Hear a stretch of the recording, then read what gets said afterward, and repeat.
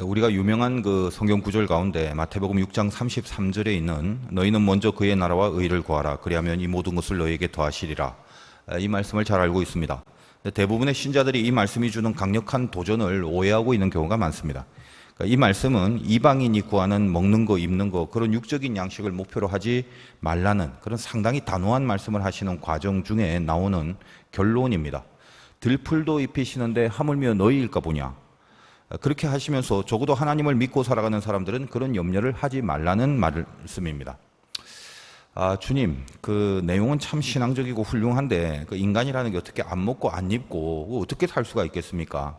뭐 주님이야 이제 하나님이시니까 돌로도 떡을 만드시는 분이고 뭐 부양할 그런 돌볼 가족들도 딱히 없다고 알고 있는데, 근데 우리는 좀 다릅니다. 우리는 어디서 떡을 만들어낼 능력도 없고 또 제가 먹여 살려야 될 가족들도 굉장히 많습니다. 너무 쉽게 그런 말씀하지 마십시오. 책임지실 겁니까? 뭐 이제 그런 식으로 우리 안에 좀 반항이 생기기가 쉽죠. 자, 근데 주님은 책임지신다라고 말씀하시는 겁니다. 이 모든 것을 너희에게 더하신다. 분명히 약속을 하십니다. 근데 바로 이 부분에서 이제 우리들이 오해를 하는 내용이 있게 됩니다. 뭐 주님이 뭐 그렇게까지 말씀하시니까 내가 주님을 안 믿는 건 아니니까 일단 한번 믿으려고 노력은 하겠습니다. 자, 그러니까 먼저 나라와 의를 구하면 분명히 모든 것을 더하신다고 했죠. 그럼 이제 한번 그렇게 살아볼 테니까 두고 보겠습니다. 어떻습니까? 상당히 좀 불손한 것 같은데 실은 우리들 대부분이 이런 심리를 가지고 있다는 것을 부인할 수 없는 겁니다. 다시 말하면 나라와 의를 구하는 거, 그걸 어떤 조건으로 삼아서 결국은 최종 목표가 무엇인가 하면 그 모든 것을 더해 주시는 그 결론이 우리들의 목적이 되어 있다는 겁니다. 예수를 믿는다는 것은 영원한 거, 영생, 보이지 않는 세계, 다시 말하여 영적인 구원을 받는다는 거, 오로지 그것뿐인데 실은 그것이 인간 존재의 어떤 궁극의 열매고 그게 전부거든요. 나라와 의를 구하는 것, 그게 목적이고 그게 결론이고 그게 끝입니다. 근데 그 정신을 가지고 살라는 말이죠. 근데 가만 보면 나라와 의를 구하는 것을 일종의 수단이나 조건으로 삼아서 결국은 모든 것을 안 주기만 해봐라. 나라와 의를 조건으로 삼아 드릴 테니까 그 외의 모든 것 이걸 안 주면 한번 두고 보자. 늘 이런 심보를 저 밑에 감춰두고 살아간다는 말입니다. 자, 그래서 이제 어떻게 됩니까? 간을 보게 되죠. 이래저래 간을 좀 보면서 나라와 의의 그 주변을 좀 맴돌고 있다가 수틀리면 다 떠나가 버립니다. 오늘 66절이 바로 그 말입니다. 보겠습니다. 그때부터 그의 제자 중에서 많은 사람이 떠나가고 다시 그와 함께 다니지 아니하더라. 뭐 좀 나올까 싶어갖고 쫓아다니고 그랬는데 눈치들은 빨라가지고 딱 간을 한번 보니까 더 이상 나올 게 없는 겁니다. 계속 예수님을 따라다니다가 이제부터는 그냥 다 죽는 일, 뭐 버리는 일, 망하는 일, 그런 것만 남은 거라고 눈치를 채버린 거죠. 지금 결국은 다 떠나가 버릴 이 무리들이 예수님을 왜 지금 쫓아온 겁니까? 결국 떠날 건데. 그것도 배를 타고 열심히 여기저기 뭐 뒤지면서 결국은 주님 앞으로 나왔습니다. 왜 그럴까요? 뭔가 필요하니까 왔겠죠. 그럼 뭐가 필요한 것입니까? 요한복음 6장은 전부 다 떡 이야기입니다. 떡이 필요한 겁니다. 떡이. 여기서 떡이라는 건 뭐 시루떡, 찹쌀떡, 무지개떡 이런 떡을 말하는 게 아니라 포괄적으로 육의 양식을 말합니다. 그러니까 먹을 것뿐만 아니라 입을 거, 누릴 거, 기타 등등 세상의 물질과 권세 같은 것도 포함해서 모든 육신의 양식을 말합니다. 여기에 대고 예수님은 자기는 하늘에서 내려온 생명의 양식이라고 말합니다. 생명의 양식이다. 이게 표현이 멋있어서 그렇지 이게 실제로 무슨 말입니까? 지금 오병이어 사건 이후에 계속되는 주님의 설교의 주제가 뭡니까? 내가 생명의 떡이다. 진실로 진실로 이르노니 에고 에이미. 나는 영생을 주는 생명의 떡이다. 그 말씀을 계속 지금 하시는 거죠. 그러니까 주님이 이렇게 참 수준이 높으셔갖고 이렇게 진리를 선포하셔도 상당히 형이상학적으로만 표현을 하시지만 그냥 한마디로 제일 간단하고 분명하게 말씀을 해주시면 좋았을 것 같습니다. 뭐라고요? 나는 니들이 필요로 하는 육의 양식 없다. 그거 필요해서 왔으면 딴 데 가서 알아봐라. 이게 주님의 떡 설교의 메시지입니다. 우리가 제일 먼저 개념을 잡고 가야 할 문제가 바로 이 부분이에요. 여러분은 과연 어떤 필요를 느끼시기에 주님을 따라가는 겁니까?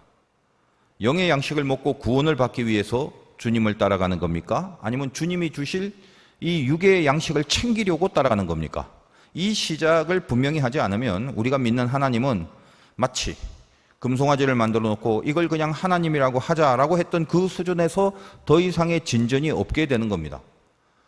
혹시 이걸 모르고 신앙생활을 하고 계셨다면 어차피 이 말세지 말에 헷갈리거나 남의 다리 긁지 마시고 믿음 생활하고 살 건지 아니면 믿음 버리고 살 건지 애초에 결정하시는 것이 훨씬 더 좋다고 생각합니다. 여러분이 하나님을 아무리 잘 믿어도 하나님은 그 믿는다는 것을 조건으로 하여 어떤 육의 양식 그거 주시지 않습니다. 안 준다고 하면은 또 뭔가 줄 수 있지만 안 줄 거야 라는 그 하나님의 좀 심술궂은 의도가 있다고 오해를 하실 것 같으니까 다른 말로 하면 하나님은 우리를 자녀 삼아 주시는 일에 있어서 육의 양식을 목적으로 삼으신 적이 없습니다.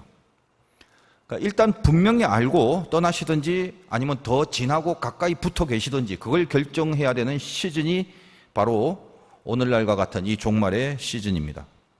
하나님 잘 믿어도 부자가 되지 않습니다. 좀 이제 좀 잔인할 수 있으니까 일단 1차적으로 그렇다고 그렇게 말씀드립니다. 이제 이렇게 말하면 또 미련이 남은 사람들의 질문이 생겨요. 아, 목사님 그럼 1차적으로는 그렇다 치고 2차적으로는 부자 되는 어떤 신앙적 방법이 좀 있는가요? 이제 그렇게 묻는 사람들이 제가 싫어갖고 그냥 1차적으로만 말하고 끝내고 싶어요. 그러나 뭐 설교가 제 성격대로 할 수는 없으니까 친절하게 설명을 해드리자면 하나님은 이스라엘에게 광야에서 만나와 메추라기를 주셨고 반석에서 물을 주셨습니다. 그러나 그 모든 것은 가나안으로 갈 수 있게 해주시는 도구이자 수단이었습니다. 그런데 만나를 먹고 메추라기를 먹고 생수를 마시고 먹고 배부르다고 앉아서 죄만 짓고 가나안으로 향한 걸음을 게을리했습니다. 하나님은 이스라엘이 가나안으로 가는 것을 목표로 삼으십니다. 그런데 이스라엘은 만나와 메추라기를 목적으로 살려고 합니다. 바로 이런 차원에서 1차적이니 2차적이니 라는 말씀을 드리는 겁니다. 1차적으로 가나안으로 가는 걸음이 있다면 그것이 그의 나라와 의를 구하는 거고 그것이 전제가 된 다음에 2차적으로 그 길을 가는데 필요한 만나와 메추라기를 더하여 주셨습니다. 그것이 이 모든 것을 더하신다라는 의미다 말입니다. 만약에 이스라엘 백성이 만나와 메추라기를 먹기 위해서 그걸 먹기 위해서 가나안으로 행군을 하고 있다면 그처럼 어리석은 넌센스가 어디 있겠습니까? 근데 대부분의 신자들이 대부분의 교회가 그런 식으로 살아와 버리게 된 것입니다. 하나님은 우리에게 육신의 양식을 물론 주실 때가 있습니다. 쉽게 말하면 여러분이 기도하고 신앙생활 열심히 하다 보면 간혹 진짜로 부자가 되는 경우도 분명히 있습니다. 그거는 부자가 되기 위해서 기도를 열심히 한 것이 아니죠. 그 부요함을 주신 이유가 뭐냐? 모든 사람을 다 그렇게 부자로 만들지는 않습니다. 만약에 신앙생활 잘해서 혹시 부자가 되었다면 적어도 그 사람에 한해서는 나라와 의를 구하는 것에 도구와 수단이 되게 하려고 물질을 주신 것뿐입니다. 근데 그걸 못 깨닫고 나라와 의를 다 까먹어 버리거나 등한시하고 살아가는 어리석은 인생들이 의외로 참 많습니다. 그래서 하나님은 육의 양식을 2차적인 차원에서 주시는 경우도 있다라고 그렇게 제가 말씀을 드리는 것입니다. 그 증거는 이스라엘이 가나안에 도착했을 때 성경 표현에 의하면 만나가 그쳤더라라는 성경의 표현을 통해서 분명히 알 수 있습니다. 목적이 이루어지면 수단은 더 이상 필요 없는 것이라는 메시지란 말이죠. 분명히 하시기 바랍니다. 나라와 의를 구하라. 거기까지가 우리가 해야 될 몫입니다. 모든 것을 더하시는 것은 하나님의 몫입니다. 그러면 우리가 할 내용들만 집중하고 오로지 그것만 하시면 됩니다. 그리고 나면요, 뭐가 없나요? 네, 없습니다. 모든 걸 더하신다고 했잖아요. 왜 목사님 마음대로 없다고 그럽니까? 나라와 의를 구하는 조건으로 모든 것이 포상처럼 주어지는 그런 게 아니란 말이죠. 단지 나라와 의를 구하는 데 있어서 필요한 수단과 도구들로 하나님이 주실 때가 있다라는 겁니다. 그래서 때로는 풍성히 주실 때도 있고 때로는 아예 아주 모자라게 만들어 버리실 때도 있습니다. 왜요? 왜 그렇게 달라집니까? 목적을 이루기 위해서 풍성케 해줘야 할 사람이 있고 모자라게 해줘야 할 사람이 있기 때문입니다. 이거 같은 값이면 저는 좀 풍성케 해줘야 될 사람으로 여김받고 싶은데요. 그건 알아서 하십시오. 하나님이 판단하실 거예요. 중요한 거는 많아야 할 사람에게 많이 줘도 그걸 제대로 이용하지 못하면 다른 문제가 생긴다는 것만 염두에 두시길 바랍니다. 하나님은 목적이 중요합니다. 우리를 한번 타켓으로 정하시면 신실하신 하나님은 그야말로 신실하게 끝까지 목적을 이루시고야 마십니다. 자, 이제 이쯤 하고 여러분이 결정하시길 바라요. 여러분은 무엇이 필요해서 예수를 믿으십니까? 무엇이 필요해서 지금 이 시간도 예배를 드리고 있습니까? 오늘 예배 중에 이 질문에 대한 스스로의 분명한 대답을 하실 수 있기를 바랍니다. 요즘 유행하는 말 중에 스탠스를 취해라, 스탠스를 유지해라, 뭐 그런 식으로 스탠스란 말을 많이 사용합니다. 유튜브 같은 매체들이 특별히 이제 코로나 시즌이고 비대면의 상황이 벌어지고 사람들끼리의 만남이 없다 보니까 온라인으로의 커뮤니케이션이 상당히 활성화되어 있죠. 워낙에 유튜버들이 극성을 피우다 보니까 조회수와 구독자를 늘려서 돈을 벌겠다는 의도가 거의 모든 유튜버들의 목적이거든요. 뭐 거기에 무슨 의로움이나 선한 영향력이 담겨져 있는 그런 진정성 있는 유튜버들 혹시 있다 할지라도 결국은 광고를 통한 수입이 있는 한은 돈 버는 것을 목표로 하는 컨텐츠들이 나올 수밖에 없습니다. 자, 그러니까 이랬다 저랬다 하면서 오로지 조회수와 좋아요를 누르기 위해 그렇게 만들기 위해서 컨텐츠들을 만들어내고, 그러니까 그걸 위해서 표현하는 말의 내용들이 일관성이 없이 왔다 갔다 하는 경우들이 많습니다. 물론 이렇게 왔다 갔다 하는 현상들은 유튜버 이전에 이미 정치 세계에서는 거의 일상적인 일들이 되어버렸죠. 정치가 뭡니까? 선의 이미 없다는 거 다 아시죠? 당선이 목표입니다. 그래서 표를 얻는 게 목표일 뿐입니다. 이것이 세상 정치입니다. 그러므로 말 바꾸는 거 이거는 이제 더 이상 문제 삼지도 않죠. 그러다 보니까 이런 얘기를 많이 합니다. 그렇다면 그러지 말고 너의 정확한 입장이 뭔지 분명히 해라. 이런 취지에서 너의 입장과 태도, 즉 너의 스탠스를 분명히 하라고 하는 말들을 많이 합니다. 스탠스, 입장, 혹은 취지, 자세 이런 뜻이죠. 우리 신앙에 있어서도 이게 굉장히 중요합니다. 스탠스가 뭐냐 이거죠. 그 위에 세워지는 것, 그것이 신앙입니다. 스탠스가 반석이냐 아니면 모래냐, 어떤 스탠스냐에 따라서 결국은 무너지느냐 아니면 견디느냐, 이것이 달려있게 됩니다. 여러분이 오늘 이제 새삼스럽게 여러분의 스탠스를 분명히 해보는 시간을 가지시기 바라요. 주님을 믿고 따르는 것은 다 동의하시죠? 그러면 주님을 따르는, 믿는 그 이유가 뭡니까? 육의 양식이 필요한 겁니까? 영의 양식이 필요한 겁니까? 쉬운 질문 아닙니다. 지금 속으로는 다들 당연히 영의 양식이요 그러고 계시겠지만, 정확한 스탠스는 항상 바람이 불고 창수가 나야 드러나게 됩니다. 창수는 철수 친구가 아니라 큰 물이다라는 그런 뜻입니다.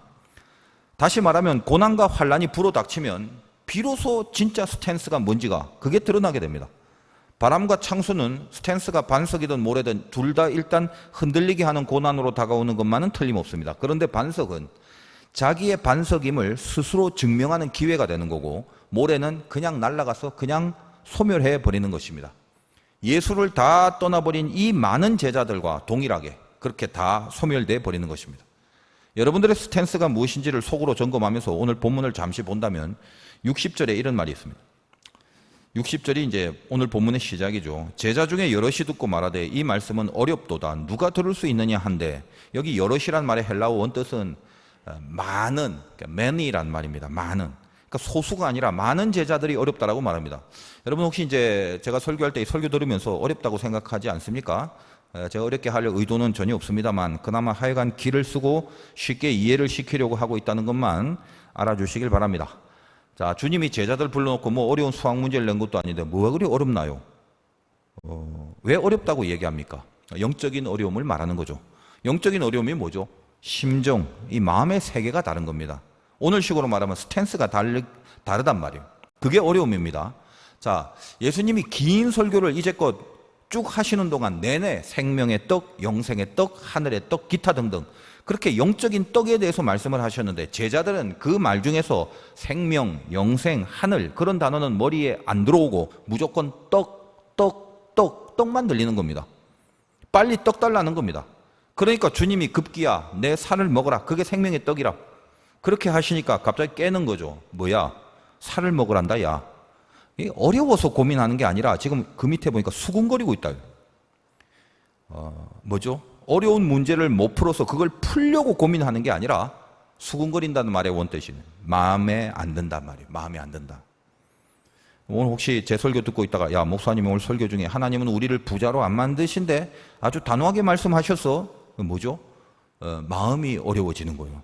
몰라서가 아니에요. 내용이 어려워서가 아니라 마음에 안 드는 겁니다. 스탠스가 다른 거죠. 그래서 어렵다는 거예요. 61절을 이어서 읽겠습니다. 예수께서 스스로 제자들이 이 말씀에 대하여 수군거리는 줄 아시고 이르시되 이 말이 너희에게 걸림이 되느냐? 지금까지 생명의 떡 이야기했는데 이 말이 너희에게 걸림이 되냐? 그 말이죠. 오늘 말씀 제목이 인생의 걸림돌을 만났을 때인데 원래 이 성경에서 나오는 걸림이란 단어의 헬라어인 스칸달리조는 덫, 새를 잡을 때 혹은 짐승 잡을 때 올무 이것을 가리키는 말입니다. 그러니까 짐승이 여기에 걸리면 그냥 죽었다 생각해야죠. 덫에 걸린 짐승이 뭐 도망치거나 빠져나올 확률은 거의 없습니다. 근데 제가 오늘 말씀 제목에 사용한 걸림돌 이 표현은 오늘 본문에서 주님이 말씀하신 덫이라는 의미의 그 걸림이란 개념보다는 훨씬 약한 차원이라고 그렇게 생각을 하시면 됩니다. 자, 그러나 우리가 인생에서 걸림돌을 만나면 넘어지거나 방해를 받거나 혹은 그것 때문에 괴롭고 절망하는 일들이 벌어지는데 어떻게 하면 우리 인생의 걸림돌을 잘 극복할 수 있겠습니까? 마찬가지로 역시 스탠스의 문제라는 것입니다. 구원의 문제나 현실의 문제나 마찬가지입니다. 그 문제가 무엇이냐를 알고 파악하고 극복하기 전에 그 문제 앞에 서 있는 나의 스탠스가 뭔가 이게 핵심이다. 다시 한번 생각해 보기 바랍니다. 지금 주님에게 다가온 많은 무리들은 오병이어의 표적을 보고 주님이 왕이 되어달라고 임금이 되어달라고 하는 겁니다. 그래서 우리들을 이 세상에서 풍요롭고 권세 있게 살아갈 수 있는 육의 양식을 주셔서 그 세상을 만들어 달라는 겁니다. 근데 주님은 자기 살과 피가 생명이랍니다. 무슨 말이죠? 살과 피를 먹이려면 죽어야죠. 죽겠다는 겁니다. 그게 걸림이 됩니다. 살과 피를 주겠다는 것도 이상한데 더군다나 그렇게 하려면 자기가 죽어야 하는 건데 아니 왕이 되고 임금이 되라고 떠받쳐 주려고 하는데 마음에 안 드는 겁니다. 그래서 주님이 하시는 말씀입니다. 내가 죽겠다고 하니까 마음이 뭔가 걸리느냐? 오늘 이 말씀입니다. 너희에게 걸림이 있느냐? 그러면 죽겠다고 하니까 니들이 걸려하는 것 같는데 그럼 내가 다시 살아나서 혹시 하늘로 승천하는 그 정도면 좀 괜찮아질 것 같냐? 그게 62절과 63절입니다. 보겠습니다. 그러면 너희는 인자가 이전에 있던 곳으로 올라가는 것을 본다면 어떻게 하겠느냐? 살리는 것은 영이니 육은 무익하니라. 내가 너희에게 이런 말은 영이요 생명이라. 자, 이게 지금 무슨 말인가 하면 제가 쭉 풀어서 말씀을 드릴게요. 니들은 내가 죽는다고 하니까 마음에 안 들어 하는데 그것 때문에 자꾸 속에서 걸린다고 하는데 그렇다면 좋다. 내가 죽겠다고 해서 그런다면 내가 만약에 다시 살아서 하늘로 승천을 한다면 그럼 너희들에게 확실한 믿음이 좀 생길 수 있을 것 같냐? 너희는 지금 육의 양식에만 꽂혀 있어갖고 그런 스탠스를 가지고서는 내가 죽는다고 해서 안 믿고 혹은 다시 살아난다 하면 잘 믿고 그렇게 되는 게 아니란다. 너희를 살리는 것은 영의 세계인데 그 육의 세계에만 갇혀서 육적인 양식을 오직 그것만 바라만 보고 있는 그런 스탠스로서는 내가 살든 죽든 어떻게 하더라도 너희 믿음이 생겨지지 않는다. 봐라 지금까지 저 갈릴리 가나의 혼인잔치에서부터 니고데모와 수가성 여인과 38년 된 병자와 오병이어의 사건을 통해서 율법과 행위와 조건의 문제를 다루어오면서 믿음이라는 것은 너희에게 절대로 날 수 없다는 그 사실 하나를 가르쳐 온 것 아니더냐. 지금 그렇게 말씀하시고 있는 심정입니다. 타락한 인간에게서는 구원의 방법이나 조건은 전혀 없다는 것을 그것조차도 알아듣지 못하는 자들에게 계속해서 설교하시는 내용이 요한복음이라고 했습니다. 복음이라는 건 알아서 믿게 되는 게 아니라 믿어서 알게 되는 것입니다. 여러분들이 주님의 죽으심을 들을 때 그것이 은혜가 되는 이유가 뭡니까? 저는 은혜가 안 되는데 그럼 할 수 없고요. 주님의 죽으심을 들을 때 그것이 은혜가 되는 이유, 그거는 주님이 죽으심으로 생겨진 믿음이 있기 때문에 십자가라는 게 그렇게 가슴을 뜨겁게 만드는 겁니다. 동일한 십자가라도 하나님께로부터 믿음을 받은 사람이 보고 느끼는 십자가와 믿음이 없는 상태에서 십자가를 보는 것은 차원이 다른 거죠. 고린도전서 1장 18절에 보니까 십자가의 도가 멸망하는 자들에게는 미련한 것이요 구원을 얻은 우리에게는 하나님의 능력이라. 가능성 제로인 우리들을 위해서 주님은 처음부터 죽으러 오신 겁니다. 대신 죽지 않으면 도무지 살릴 수 없는 그 철저한 타락의 죄성들을, 그 죄인들을 용서하고 구원시키기 위한 유일한 하나님의 사랑, 그 긍휼하심의 결정체가 하나님의 아들의 대신 죽으심, 바로 그 복음입니다. 거기서 그러므로 이제 64절을 보면 그러나 너희 중에 믿지 아니한 자들이 있느니라 하시니 이는 예수께서 믿지 아니하는 자들이 누구며 자기를 팔 자가 누구인지 처음부터 아심이로라. 여기 처음부터 아심이라고 말씀하시는 의미가 뭡니까? 이미 죽으러 오신 겁니다. 안 죽으려면 처음부터 알았으면 조치를 취하셔야죠. 여러분, 이게 우리 생각으로는 이 깊은 경지가 실감이 안 나죠. 인간이라는 것이 오죽하면 대신 죽으시는 방법 말고는 구원이 없을 정도란 말입니다.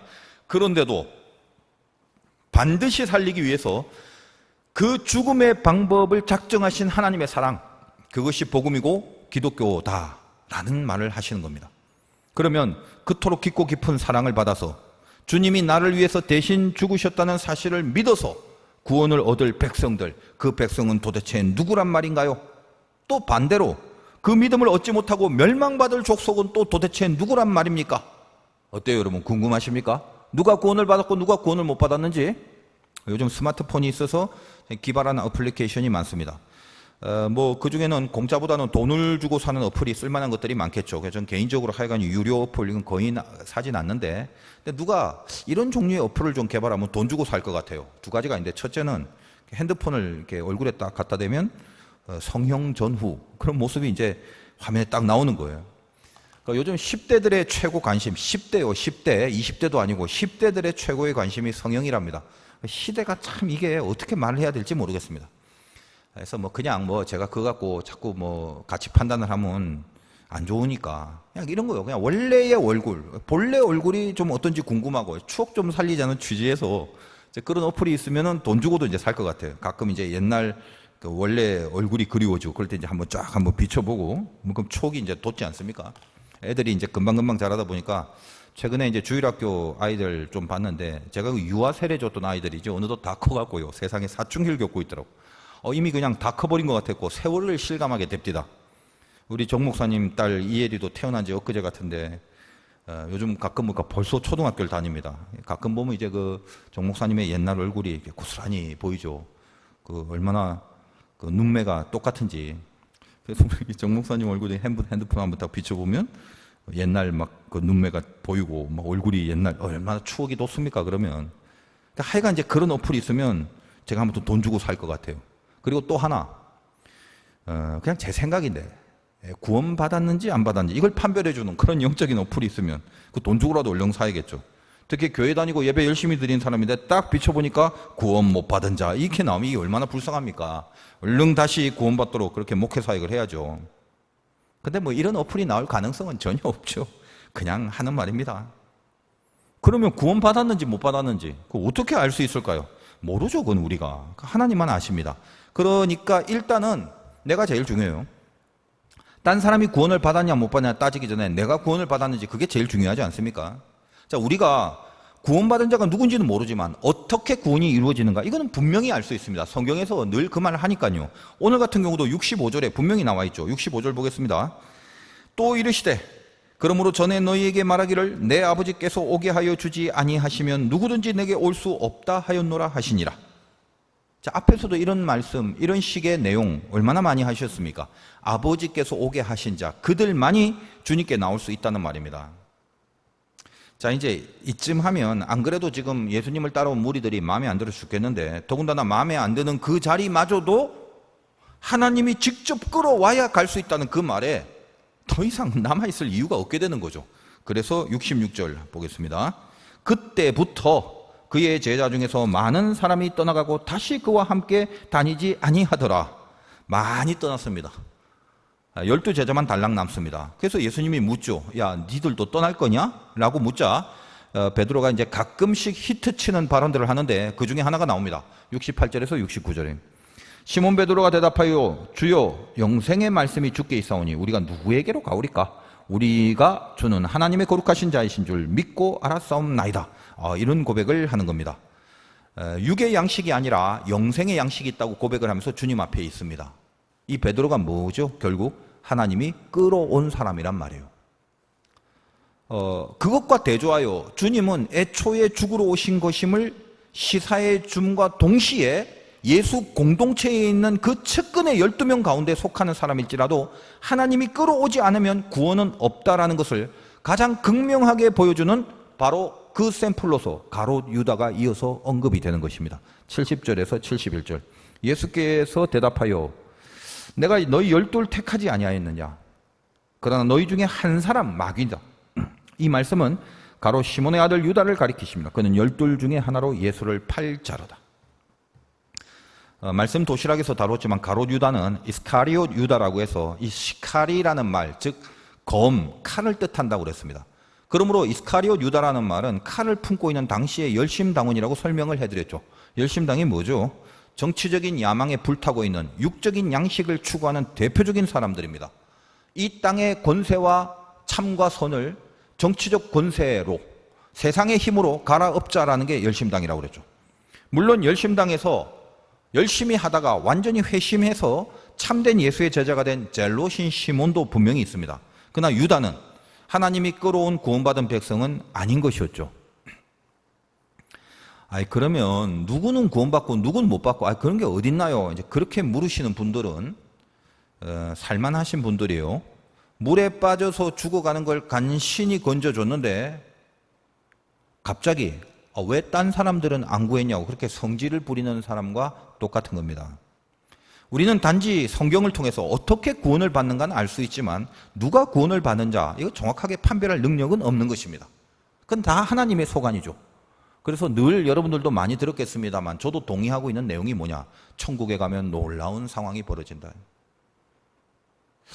분명히 있어야 할 사람이 없을 수도 있고 분명히 없어야 될 사람이 있을 수도 있고 뭐죠? 하나님의 소관입니다. 다만 마지막으로 우리가 분명히 확인해야 될 것은 지금 내가 구원을 받은 사람임을 아는 그 근거는 안단 말이에요. 뭐죠? 예수 그리스도가 나의 죄를 대신하여 십자가에 달려 죽으시고 부활하셨다는 것을 믿고 있느냐라는 겁니다. 그걸 믿고 있습니까? 구원받은 자라고 간주할 수 있는 근거가 그거예요. 그러면 왜 그걸 믿느냐? 그건 없습니다. 왜 믿느냐는 없어요. 믿는 이유 혹은 믿는 것이 어떤 조건이 되는 그런 거 없습니다. 하나님이 나를 끌어다가 주님 앞에 두었습니다. 하나님이 믿음을 주셨습니다. 그래서 아직도 형편없는 그런 인생인 것은 부인할 수는 없지만 늘 하나님 앞에서 진짜 자녀가 되고 싶은 진심이 있다는 사실입니다. 여러분에게 그게 있는지부터 한번 점검하십시오.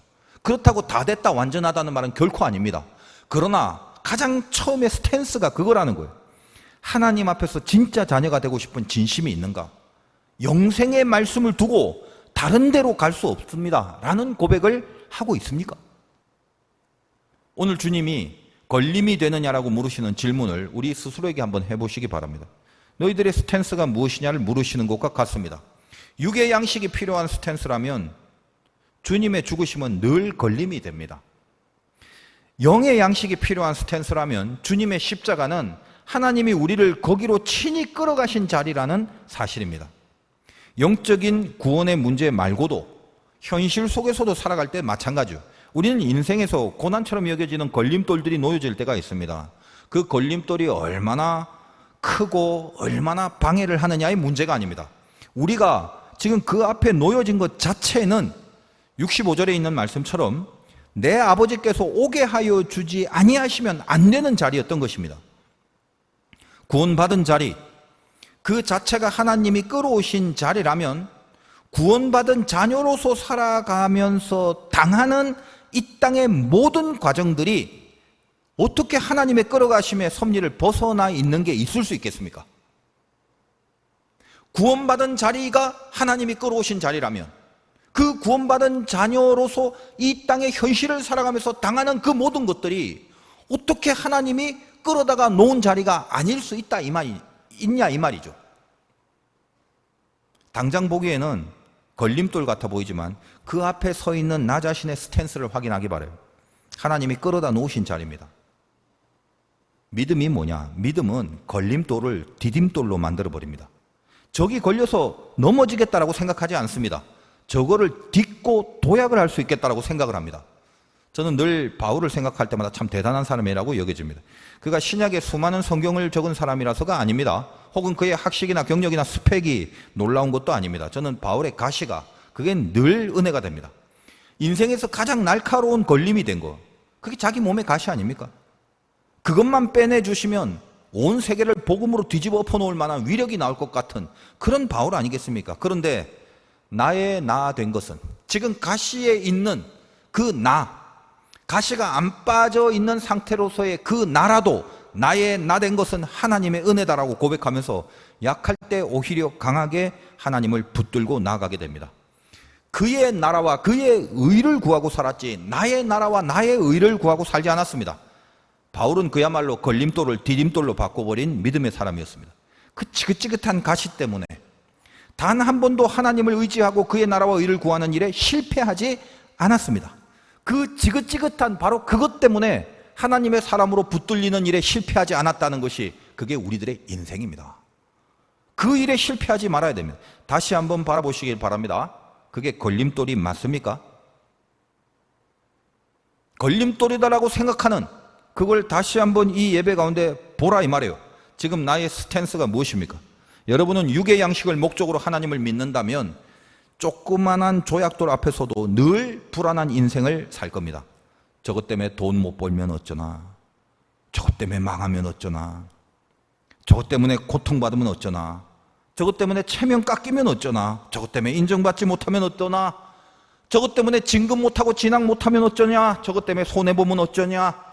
육의 양식을 얻으려고 하나님을 믿는 자들은 모든 것이 하나님보다 더 두렵고 신경 쓰이는 것들이 될 겁니다. 그러나 여러분들이 영의 양식을 위하여 하나님을 믿는다면, 참된 구원받은 자라면, 지금 나는 하나님이 친히 아들을 죽이시면서까지 끌어와서 여기에 두신 존재라는 것을 잊지 않게 됩니다.